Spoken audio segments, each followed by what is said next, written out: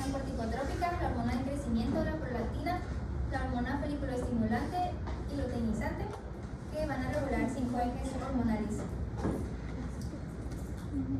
Como definición tenemos que se define como la pérdida bioquímica o la deficiencia bioquímica de una o más hormonas producidas por la hipófisis anterior o posterior. También se le conoce como el término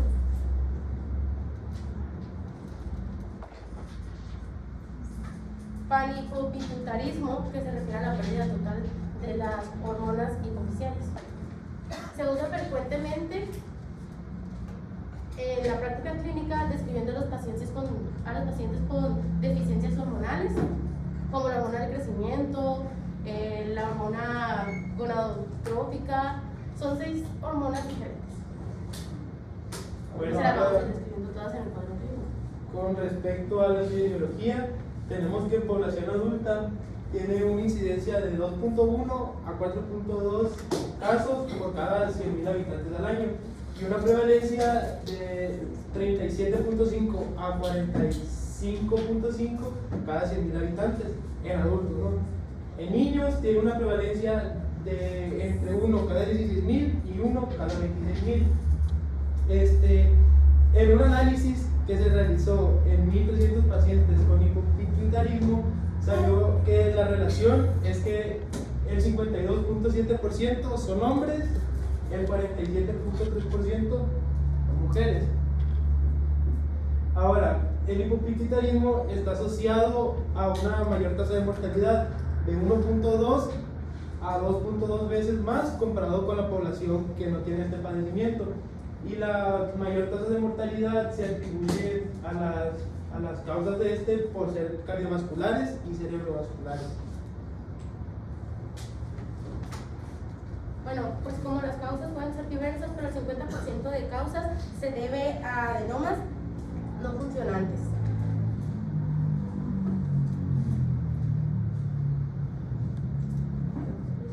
Las causas neoplásicas pueden ser tumores en el eje hipotálamo hipofisiario, como les comenté, adenoma hipofisiario, puede ser craniofaringioma y también podemos tener enfermedades granulomatosas como la tuberculosis, sarcoidosis y diversas causas. También tenemos las de radioterapia y de cirugías, que son como tumores de hipotálamo hipofisiario, tumores cerebrales y cáncer de cabeza y cuello. También puede ser genético, que nazca con un trastorno de deficiencia de hormonas, y traumáticas por un traumatismo craneoesofágico. Ahora vamos a hablar un poco acerca de más de la fisiopatología de la patogenia de cada una de las causas. Empezando por los tumores, tenemos que estos pueden causar hipopituitarismo por diferentes mecanismos. Uno de ellos por compresión directa del tejido hipofisario normal, que va a causar daño en las células hipofisarias, disminuyendo su función de producir hormonas, interfiriendo también con el suministro de sangre debido a compresión de los vasos sanguíneos, produciendo inflamación local y efecto de masa que causa edema y alteración del microambiente en la hipófisis, alterando la función de la glándula, y con daños a la vía o al eje hipotálamo-hipófisis, interrumpiendo la señal hormonal del hipotálamo a la hipófisis y pues afectando la capacidad de la glándula para producir hormonas porque no está recibiendo las señales que necesita el hipotálamo para producir las hormonas hipofisarias. Ahora, la cirugía de hipófisis está relacionado con los tumores que hablábamos antes, que en pacientes que han tenido tumores hipofisiarios y se les han practicado cirugías, muchas veces pasa que dependiendo del tamaño y la localización de los tumores, se puede extraer parte del tejido hipofisario sano.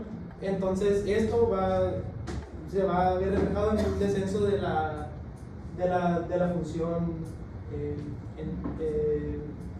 productora de hormonas. Y aquí tenemos los 5 puntos que nos dicen de qué depende que te vaya tan bien o tan mal con este hipopituitarismo. El tamaño y la ubicación de los adenomas quiere decir que entre más cerca y más grande el tumor, mayor compromiso va a tener la glándula hipófisis. la presencia de invasión del tejido normal es que en la tumoración está invadida por gran parte del tejido sano, y a la hora de llevar a cabo el tratamiento, como cirugía o radioterapia, pues se va a ver afectado el tejido normal. El tipo de cirugía. El tipo de cirugía que se demuestra mejores resultados es a través del hueso, el esfenoides, transesfenoidal se llama la modalidad de la cirugía. La habilidad y experiencia del cirujano también importante, y el estado preparatorio de la glándula, y es el compromiso que tenga la glándula antes de la cirugía. Como mencionaba Carla, también la radiación utilizada para tratar algunos tumores en la cabeza y el cuello también pueden desencadenar un hipopituitarismo por mecanismos muy similares a los de los tumores. Causa daño directo a las células hipofisarias, daño a la vasculatura hipofisaria, disfunción hipotalámica, donde el hipotálamo no libera las hormonas que estimulan la hipófisis, y por daño celular y vascular crónico y progresivo. Ok, ahora la apoplejía hipofisaria.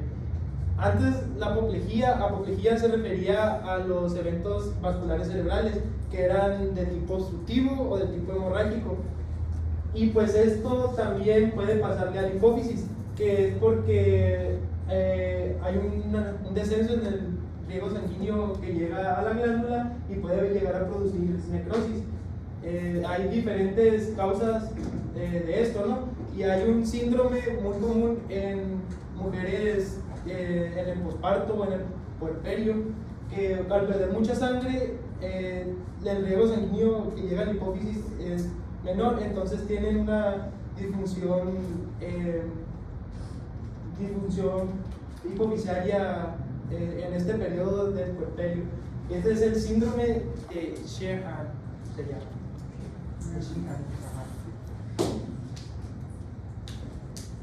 También hay enfermedades autoinmunes que le pueden desencadenar un hipopituitarismo autoinmune. Entre ellas están la hipofisitis linfocítica, la hipofisitis inducida por inhibidores de puntos de control inmunitario, la hipofisitis relacionada a la inmunoglobulina G4 y la hipofisitis paraneoplásica autoinmune. En el caso de la hipofisitis linfocítica, esta puede presentarse como una lesión masiva de la silla turca con alteraciones del campo visual que simulan un adenoma hipofisario. En esta enfermedad hay pues un proceso autoinmune con infiltración extensiva de la glándula, de linfocitos y células plasmáticas que destruyen las células hipofisarias. ¿Y pues qué va a pasar si hubo destrucción de células hipofisarias? Pues no va a haber una producción adecuada de hormonas hipofisarias, desencadenando el hipopituitarismo. Ok, ahora el síndrome de la silla turca vacía. Este síndrome de la silla turca vacía es un hallazgo radiológico que muchas veces se encuentra o se ve por accidente cuando se le practica una resonancia magnética o una tomografía a los pacientes. El síndrome de la silla turca vacía puede tener varias causas o varias etiologías, como puede ser una cirugía de un tumor hipofisario o de estructuras celares adyacentes, o bien por hipertensión intracraneal, que se va a empujar a la glándula hipófisis hacia arriba, entonces se va a ver en las imágenes como si no existiera. No todas las personas que tengan el síndrome de la silla turca vacía van a presentar un hipopituitarismo. Solo se encuentra del 31 al 65% de las personas con este síndrome. Pues las lesiones o los traumatismos craneales graves también pueden causar hipopituitarismo. El desarrollo y la gravedad del hipopituitarismo también va a estar relacionada con la gravedad del traumatismo craneal. Okay, ahora enfermedades infiltrativas sistémicas.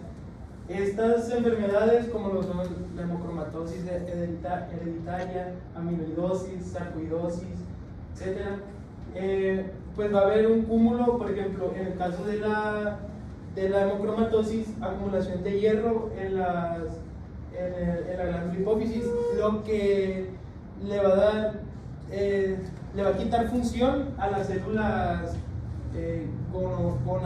gonadótropas y puede provocar disfunción de los genitales.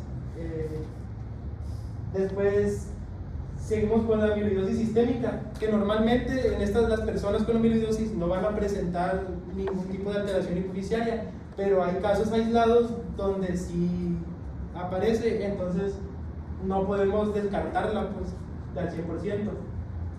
Igual en la sarcoidosis, es poco frecuente que la sarcoidosis afecte al cerebro como una neurosarcoidosis. Solo el 5% de los pacientes con sarcoidosis van a tener neurosarcoidosis, pero de estos 5%, el de 9 al 18% pueden presentar alteraciones con la glándula hipófisis. También hay infecciones que te pueden causar hipopituitarismo, principalmente en la población inmunosuprimida o en áreas zonas endémicas. Afecta la glándula causando inflamación o necrosis, comprometiendo la producción de las hormonas hipoficiarias.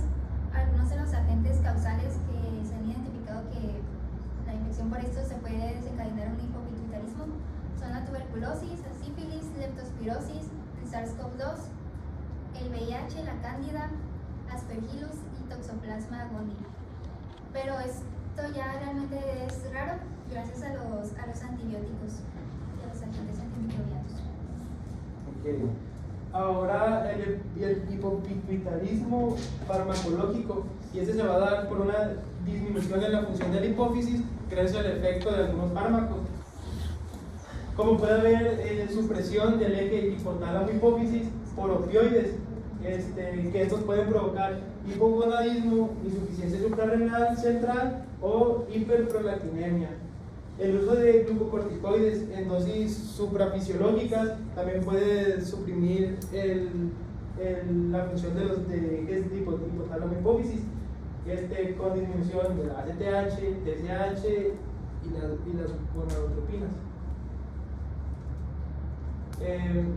La terapia con análogos de la somatostatina o de la hormona de crecimiento, análogos sintéticos, los ligandos selectivos de RXR, que es un receptor retinoico X que se encuentra en el núcleo, salicilatos, antiepilépticos, dopamina, todos estos pueden también causar hipotiroidismo central gracias a disfunción en la hipófisis.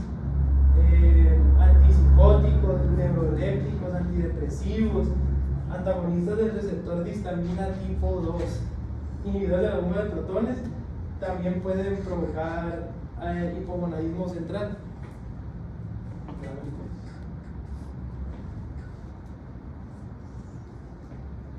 También el envenenamiento por mordida de una serpiente que se conoce como víbora de Russell también te puede causar hipopituitarismo y es la manifestación endócrina más común de la mordida de esta serpiente. Ahora el hipopituitarismo funcional. Esta es la disminución de la producción de hormonas, pero no tiene que ver nada con defectos estructurales o traumáticos directos de esta glándula. Se da por causas de cualquier otro lado. Por ejemplo, todas las situaciones de estrés en el cuerpo, como pueden ser cirugías mayores o traumatismos físicos graves, por obesidad, anorexia o la mala alimentación, enfermedades sistémicas agudas o crónicas, hipertensión intracraneal y episodios de ejercicio intenso y prolongado. Y por último, varias anomalías congénitas como la agenesia y hipoplasia de la hipófisis, el síndrome de Morsier, que está caracterizado por una triada clásica de hipoplasia del nervio óptico, hipoplasia del eje hipotálamo-hipófisis y agenesia del septo pelúcido o del cuerpo calloso. Y por el síndrome de introducción del tallo hipofisario, son anormalidades congénitas que te pueden causar también hipopituitarismo. Mutaciones hormonales, defectos en los factores de transcripción o mutaciones en los receptores hormonales también pueden resultar en la deficiencia aislada de las hormonas hipofisales. Bueno, ahora para comenzar con el cuadro clínico, es importante saber que las características generales no son específicas, ya que se necesita conocer el tipo, tiempo de la deficiencia hormonal que el paciente posee. Como primera deficiencia tenemos la deficiencia de hormona de crecimiento. Es también un dato importante saber que se manifiesta dependiendo la edad. La edad es un determinante para saber las manifestaciones clínicas que va a presentar el paciente. Como primero tenemos los neonatos, que son manifestaciones clínicas que se dan las primeras 24 horas de vida, que pueden presentar hipoglucemia severa, convulsiones y otros signos clínicos que no se ven tanto, pero pueden llegar a pasar por lo mismo de la deficiencia de hormona del crecimiento. Es hipotermia, dificultad para la ganancia de peso y letargia. ¿Puede ser, por favor? Y con los niños, pues como ya sabemos, es la deficiencia de hormona del crecimiento, es talla de baja para la edad que el niño puede tener, disminución de la velocidad del crecimiento y puede tener un retraso. También en casos severos tenemos frente prominente, que es muy notorio ya que puede tener hasta pérdida de su cabello, también detención retrasada y también micropene, también puede tener micropene. Y ya en los adultos las manifestaciones clínicas se pueden confundir con otro caso, ya que tiene que tener un diagnóstico para poder decir que estas manifestaciones se están dando por la deficiencia de hormona del crecimiento, ya que es fatiga, falta de energía, alteración del sueño, que muchas veces tenemos esas manifestaciones y nunca pensamos que es esta enfermedad, pero pues ya con el diagnóstico a ella se debe. Y también en casos más graves, pues también pérdida de proteínas, lípidos, entre otros. También reducción de masa y aumento de grasa visceral.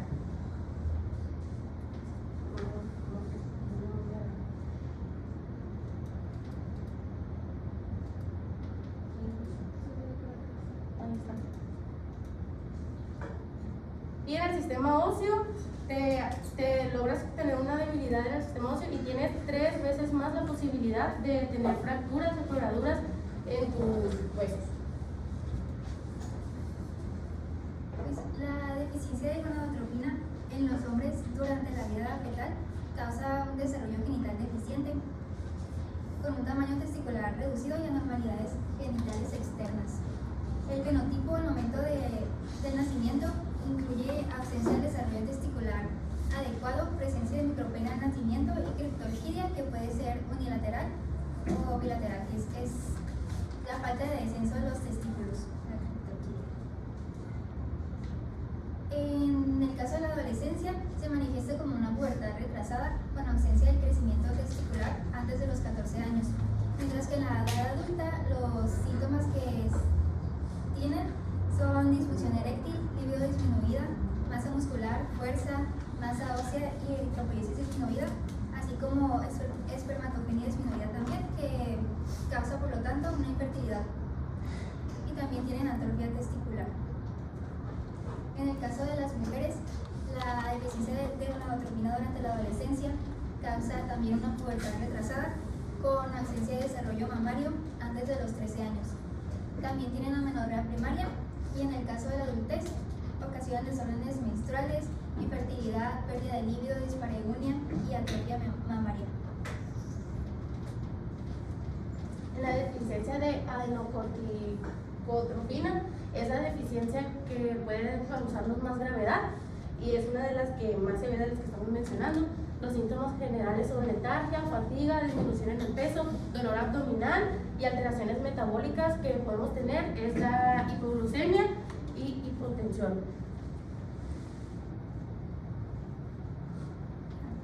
La deficiencia de tirotropina está asociada a un hipotiroidismo secundario. ¿Por qué secundario? Porque el hipotiroidismo está causado por problemas a nivel de la hipófisis y no por la glándula tiroides en sí. y se manifiesta en los niños como retraso de crecimiento y estatura baja, y en los adultos con fatiga, debilidad muscular, depresión, deterioro cognitivo, intolerancia al frío, estreñimiento, aumento de peso, piel seca, bradicardia, desórdenes menstruales, entre otros. En sí, da los mismos síntomas que el hipotiroidismo, pero suelen ser o pueden ser menos graves. Es como más leve el hipotiroidismo secundario. Y por último, la deficiencia de la prolactina puede ser un marcador de daño hipoficiario muy severo. En mujeres puede presentar falla para la lactancia en el periodo postpartos, y en hombres no se ha establecido clínicamente un fenotipo o manifestaciones clínicas hasta este momento. Y pues continuando con el segundo tema, vamos a hablar de las anormalidades oftalmológicas de las hormonas hipovisarias. Nada más como pequeña introducción, tenemos que debido a la localización anatómica de la hipófisis, que recordemos que está en la silla turca y está íntimamente relacionada con el sistema visual, sobre todo con el quiasma óptico, pero también con los nervios ópticos y los nervios oculomotores mientras pasan por el seno cavernoso. Entonces, las alteraciones que pueden tener la glándula hipófisis debido a su cercanía con el sistema visual, puede afectar también y causar signos y síntomas neurooftalmológicos. Pues una de estos síndromes de la hipófisis que nos puede causar anormalidades oftalmológicas son los tumores hipovisarios, que ya los vimos en la clase pasada, pero pues vamos a volver a hablar de ellos. Tenemos que son una entidad relativamente frecuente que han sido descritas hasta un 10% de la población general. Se clasifican anatomopatológicamente en adenomas, carcinomas y metástasis, y a su vez los adenomas hipovisarios se pueden clasificar en función de su tamaño y de su capacidad secretora. Por su tamaño se clasifican en microadenomas cuando tienen un tamaño menor a 10 milímetros, en macroadenomas cuando tienen un tamaño mayor o igual a 10 milímetros, y en adenomas gigantes cuando tienen un tamaño mayor o igual a 40 milímetros. Y pues por su capacidad secretora se clasifican simplemente en secretores y no funcionantes. La clínica que originan los tumores va a depender de si produce o no hormonas y de qué tipo de hormona producen, pero también de su tamaño y de si crece rápidamente. Esto porque puede producir un efecto de masa sobre las estructuras adyacentes, dando lugar a una serie de síntomas y signos oftalmológicos. Por ejemplo, puede causar síndrome quiasmáticos, que es lo que está representado en esta imagen. Los círculos estos representan el campo visual. El círculo del lado izquierdo representa el campo visual del ojo izquierdo, y el círculo del lado derecho, pues el campo visual del ojo derecho. Y pues causan problemas visuales dependiendo de la localización de la lesión. También pueden producir fotofobia, nistagmo, diplopía, que ves como visión doble. Es el campimetría. Ustedes ya les debieron haber enseñado eso en semiología, en lo que es propedéutica, cómo se exploran los campos visuales. Si se dan cuenta, lo dividen en 4 campos, ¿sí? Tenemos el ojo, se divide en 4 campos. Tenemos interno, externo superior, interno inferior y externo inferior. Entonces, cuando ustedes le hacen las pruebas, le tapan un ojo y el paciente no va a ver con toda la circunferencia. Ellos les van a decir, es que siga mi dedo. Y llega un momento en que se pierde el dedo, ya no lo van a ver. ¿Por qué? Porque esa parte, la tumoración está haciendo la compresión y se pierde esa visión. Entonces, así se explora la campimetría. Siga mi ojo. Y lo está siguiendo y lo sigo viendo, ya aquí lo perdió. Siga mi ojo. Y ustedes están explorando los 4 campos que tenemos. El campo visual se divide en 4. Entonces es la forma en que van viendo y se va. Si ya está sospechando de que es una tumoración, ¿dónde está? Y dices, trae afectación, pues hay que ver. O llega el paciente y les dice súbitamente, es que sabe que yo noté que tengo, no sé, un mes que fui perdiendo borroso, pero ahorita ya no veo. Luego esta parte de aquí, pues el momento ustedes de hacer la exploración, pensar qué me causa una pérdida de la visión y por campimetría, porque no es lo mismo perderla toda, ¿sí? Como lo viene ahí, qué tipo de lesiones te la da toda y te dice, ¿sabe qué? Tengo un mes y ya perdí la vista totalmente.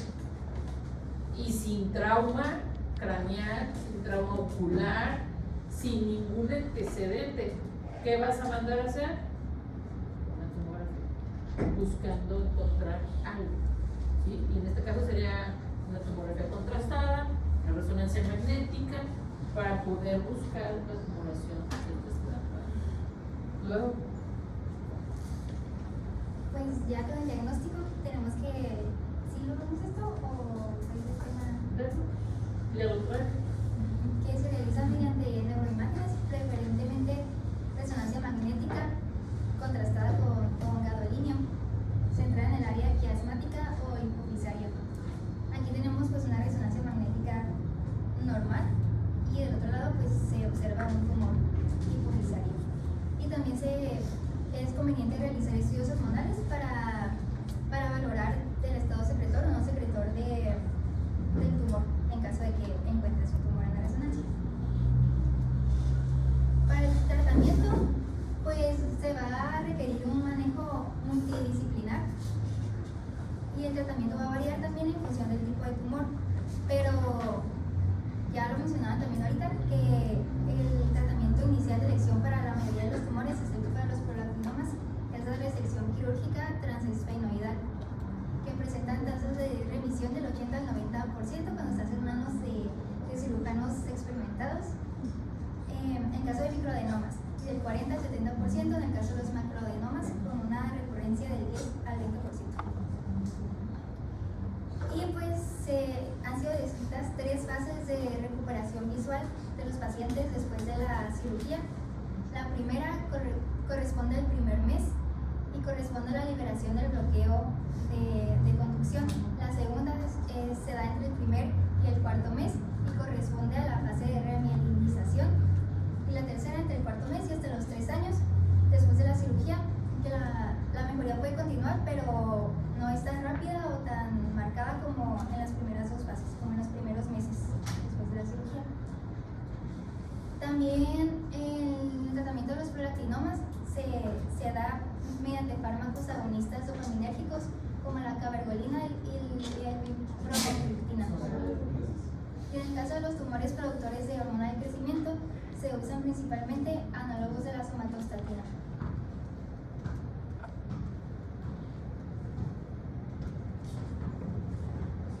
En los tumores productores de hormona adenocorticotrópica se utilizan fármacos que inhiben la secreción hipofisaria de hormona adenocorticotrópica como la cabergolina o el pasireotida. También fármacos que bloquean la síntesis de cortisol a nivel adrenal como el ketoconazol, el mitotrano, metirapona y etomidato.